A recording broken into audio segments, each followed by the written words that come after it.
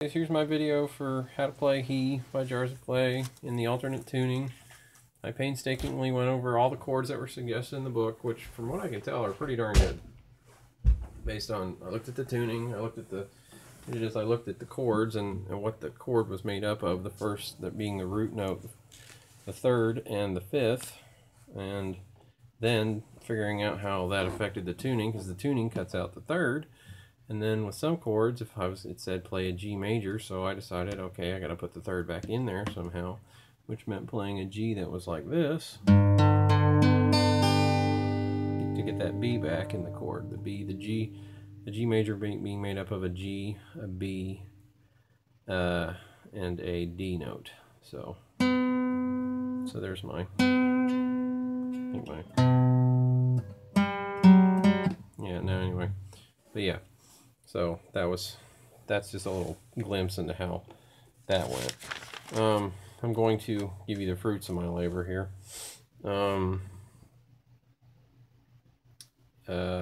Keyboard intro. I also think I figured out the keyboard intro, and I'll do a separate video with the keyboard to show that. Unless you have a clever keyboardist who already figured it out.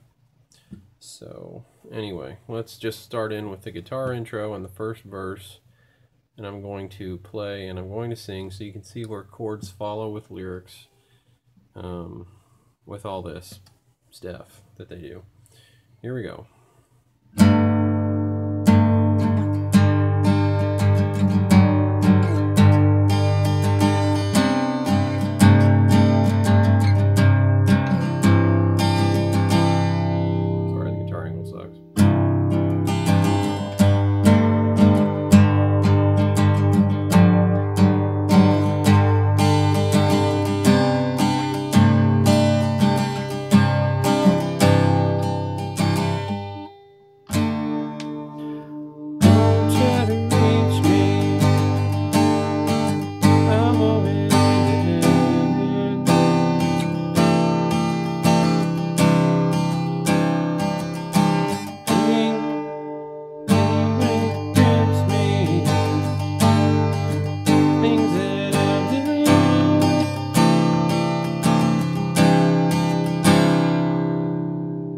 Okay, there's your intro and your verse.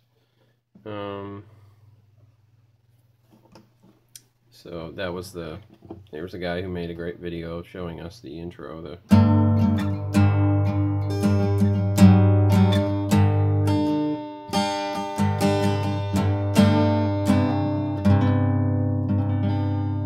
Okay, so the chord suggested, every chord, whether it's the G chords that happen or the C chords that happen, all have a G in the bass. So I'm never muting the low E, which is something I would think, oh, I'm supposed to do, or even did for a while, and then I'm looking at this and it says /G, so I'm leaving that string open to ring.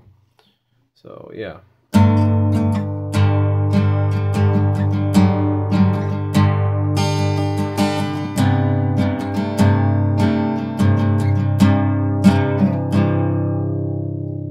I'm just sliding down the D string, sliding down the A string, then the D. Then going on to the first verse, which has chords of a D with a G in the bass, and then a G. And since it said G and not G5, if I was doing a G that was a G5 technically with this open tuning, I would be doing. And since it says G, I'm guessing major including the third, I'm doing this. Pinky is on the G string on the 4th fret, and you could use your ring finger. If you're even super stretchy, you could use your middle finger, whatever, whatever works to make that, as effortless as possible for yourself. So in terms of the G with the D, I'm just muting the low A and letting everything else be open, so it's, shoot. Here's my famous muting thing that I do. There you go.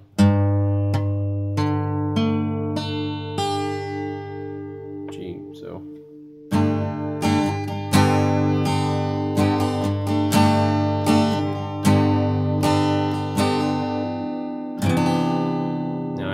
resting my middle finger. When I get to the C chords that happen, I am resting my middle finger on the low E, because it does say C and there's no G in the bass, according to the chord suggested. So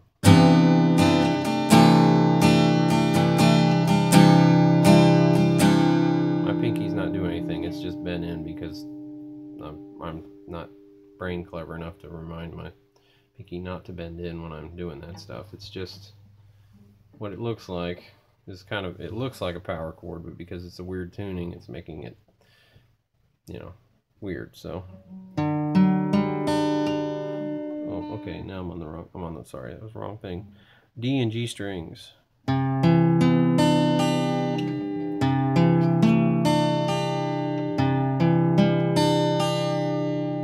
just breaking up the notes so you know when you're playing it right. Playing it right meaning C major 9 with 6 in parentheses. That one is. Then C 6 over 9. Then C2. So.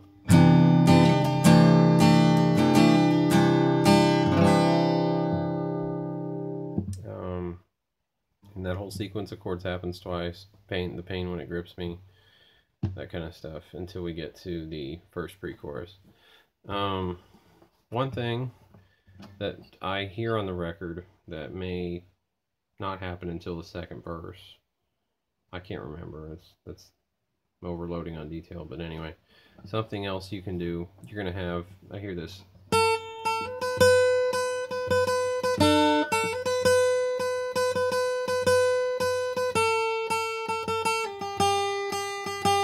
On the high E, and then there's the riff.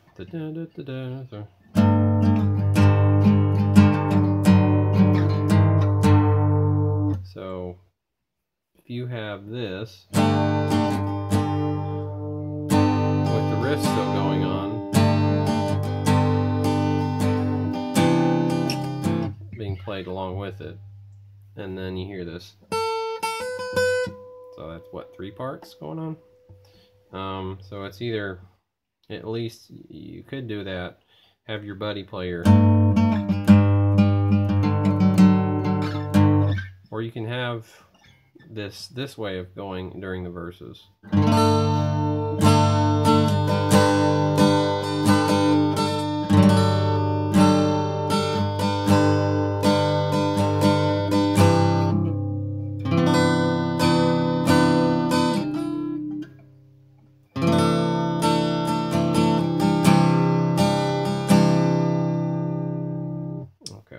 Okay, so your D with your G with your riff, descending bass note riff happening included, all in this one part here, happening in this one guitar, breaks up like this.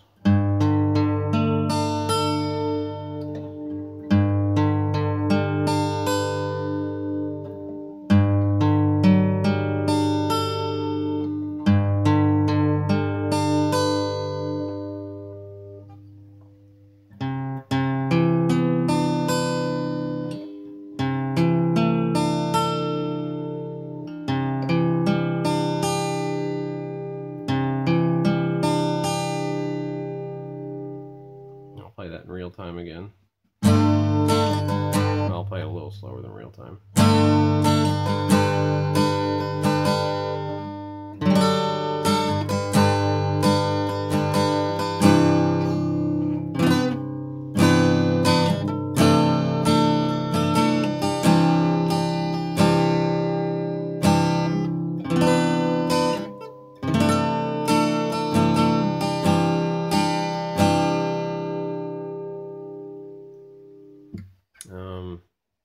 You know, so, and then I guess we can move on to the first pre-chorus, if that, hopefully that made sense.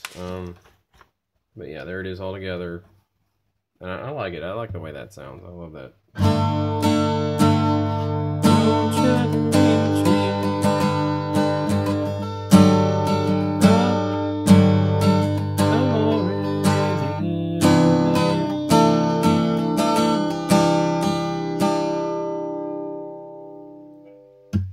So anyway, or if you got a guy playing the riff, you can just do the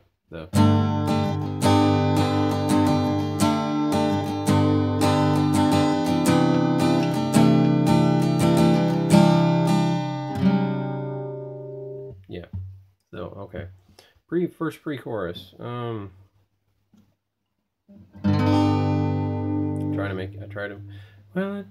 Okay, I'll play it and then we'll break it apart and explain it. Well, I try to make you proud. Just give me a chance to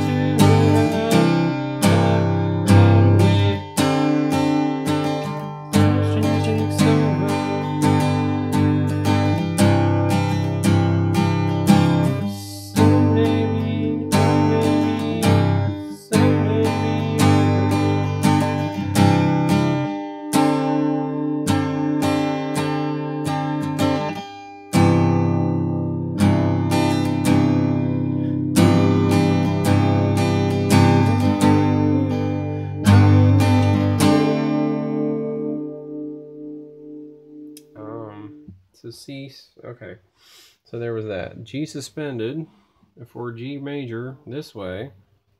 We just slide up one.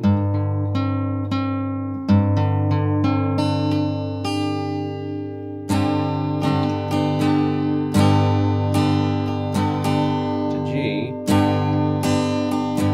To C2 with G in the bass. G. Give me a chance to hide away.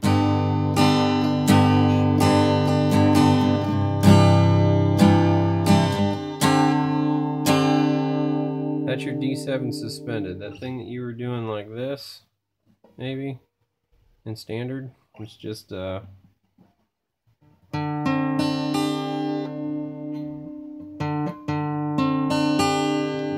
middle finger's just muting the E and A strings, and then the D.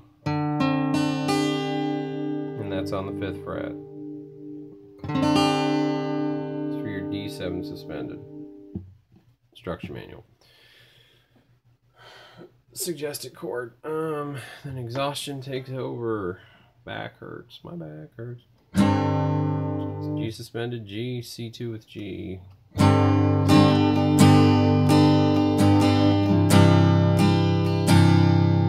Will the someday be over? G, C2 with G in the bass, and then D7 suspended. Will someday be over?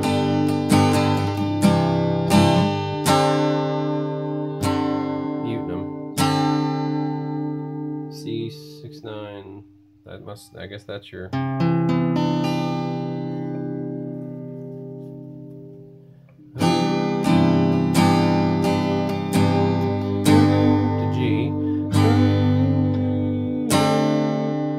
Always sounded like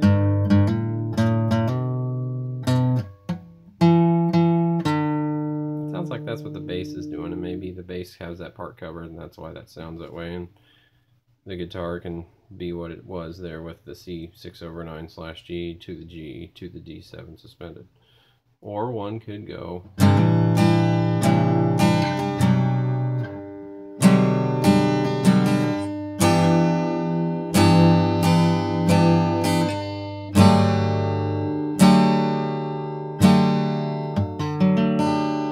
explain what I'm doing there.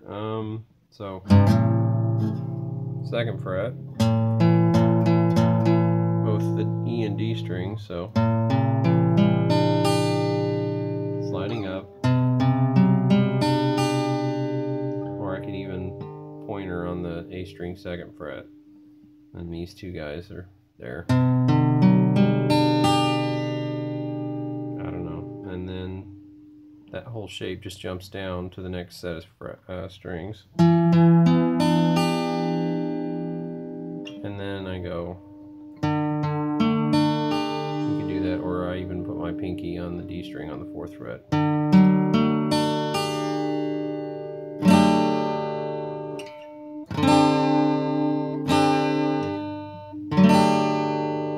That D7 suspended, either here or. And I am muting my E when I do that because it's the root is a D, or the chord. so in real time.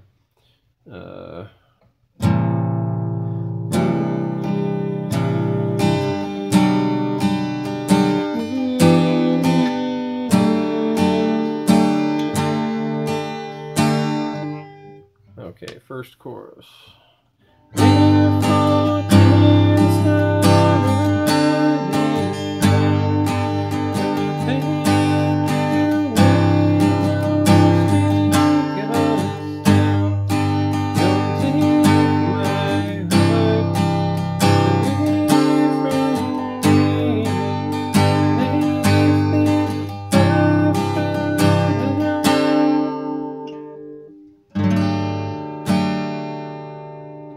Anyway, okay, chorus G, starting out with a G chord, a C second with a G in the bass, a D seventh suspended to a G, and those four chords, that four chord pattern repeats 3 times, and then we end it with a G, C2 / G in the bass with, and ending on that D7 suspended.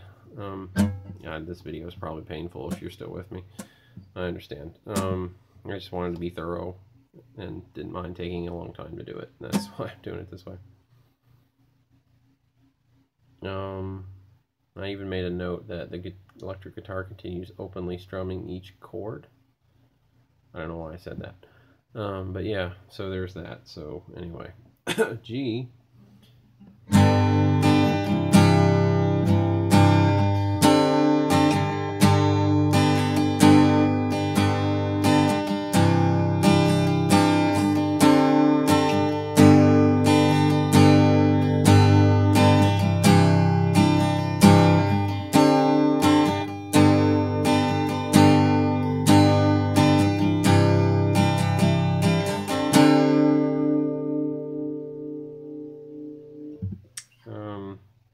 Then we have the riff come back.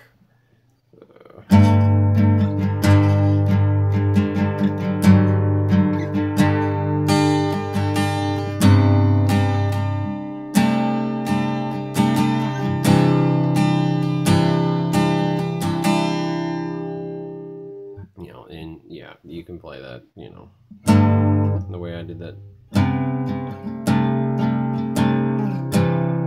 Kind of cheated a little bit.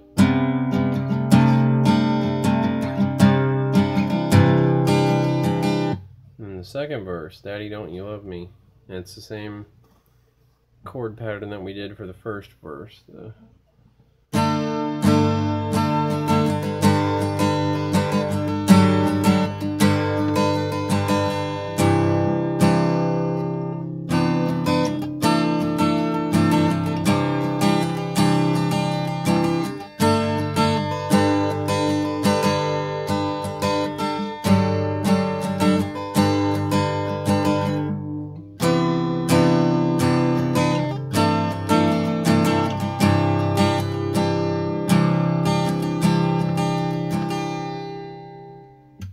So yeah, sorry, let me do that with the thing.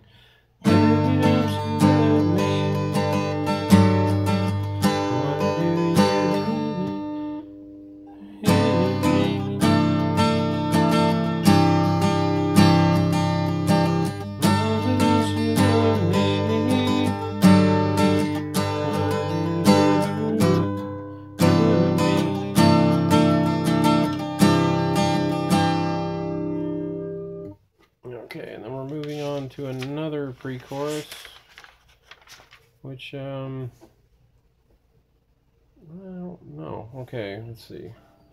I'd try to make you proud, but you're crying out loud.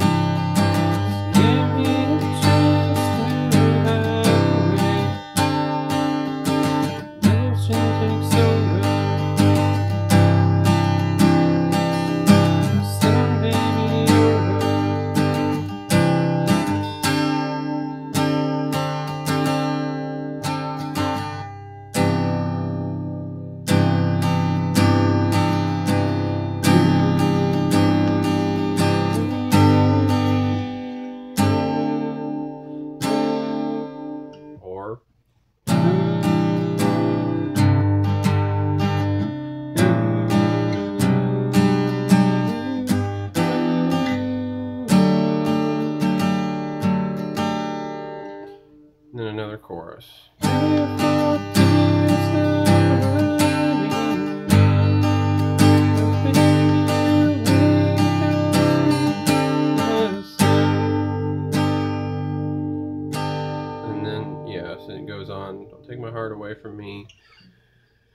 Take my heart away from me, and they think I fell down again.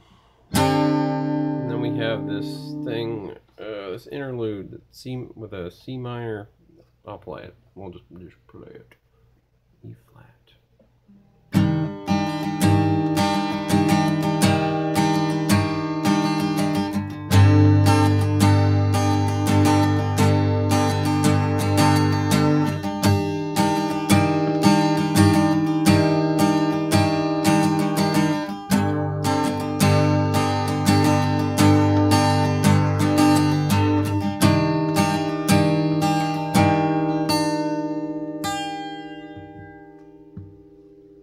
And into a third chorus. So C minor 6/9 with E flat in the bass. That translates to your one finger. Excuse me, numbness is kicking in here. 20-minute video. Here we go. Pointer finger on the D string.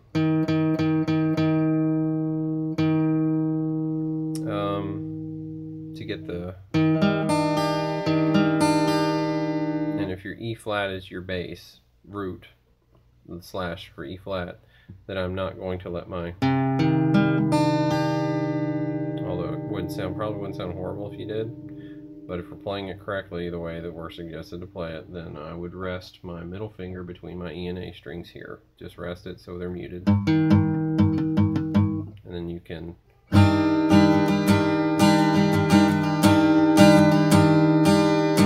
G suspended to G.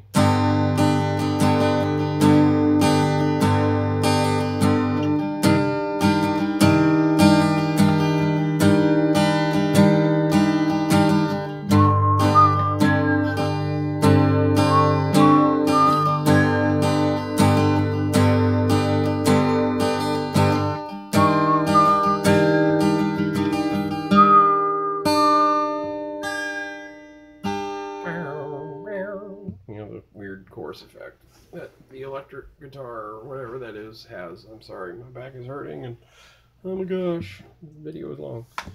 Then we have a third chorus with our G, C2 with G in the bass, D7 suspended, and G, 4-chord pattern repeating 3 times yet again, and then G, C2 with G in the bass and D suspended, and then onto our second pre-chorus. With the riff happening and the teardrop is falling. Teardrop falls from up in the heavens. So we're doing our teardrop falls. Oops.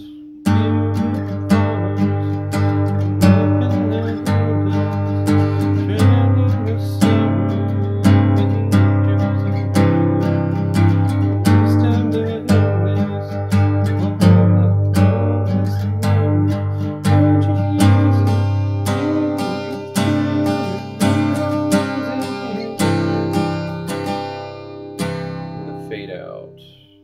He loves to see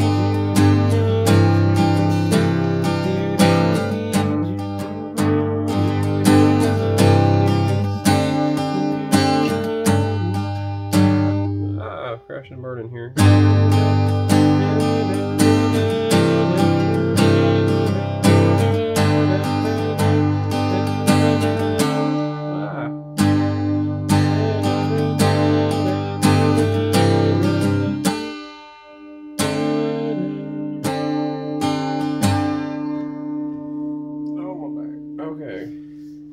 And it fades out with that. So your chords being G, C2 with G in the bass, G, C2 with G in the bass, D into a D7 suspended. And that's going over and over and over and over and over. Vocals, start hearing the kids' voices, stuff like that, and then the song fades out. So yeah, I think that's it. So anyway, there you go. If you stuck in there with me, that's good. If you need to, I would pause it. You know, I did make a point to say first chorus and first pre-chorus and chorus, and you can pause it and or rewind it back and play it, you know, until you got it, and then get the next part and then the next part. So This song does have some repetition to it. I think the second pre-chorus, the chords don't change from the first pre-chorus, so once you have that down, you will be good to go for the next one and the next chorus. And then there's that interlude. That's a little there's one thing I forgot to say about the interlude.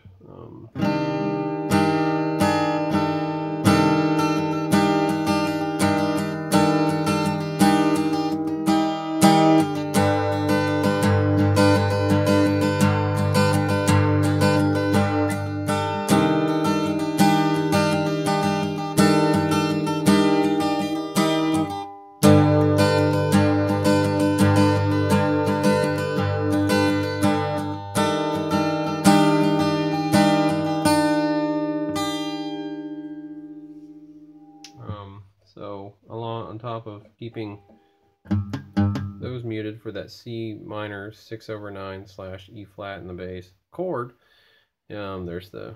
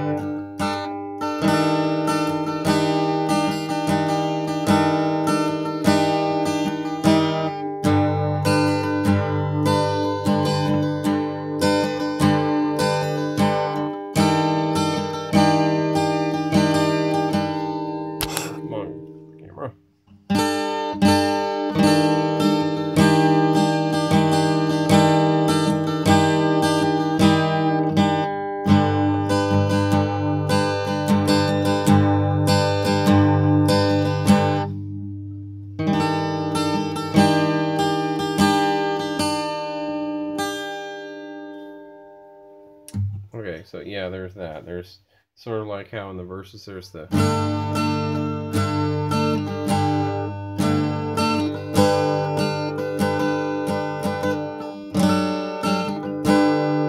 or something in that interlude that's